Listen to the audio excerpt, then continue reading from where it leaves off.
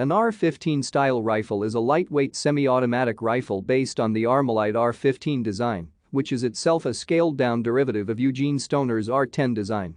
ArmaLite sold the patent and trademarks to Colt's manufacturing company in 1959.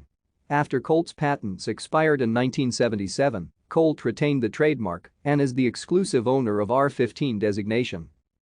The Public Safety and Recreational Firearms Use Protection Act restricted the Colt AR-15 and some derivatives from 1994 to 2004, although it did not affect rifles with fewer features.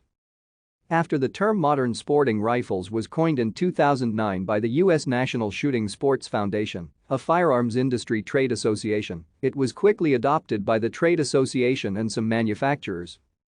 An expanded marketplace emerged with many manufacturers producing their own version of the AR-15 design for commercial sale. In the 2010s, AR-15 style rifles became one of the most beloved and most vilified rifles in the United States, according to the New York Times. Thank you for watching. Like and subscribe if you would like to view more of our videos. Have a nice day.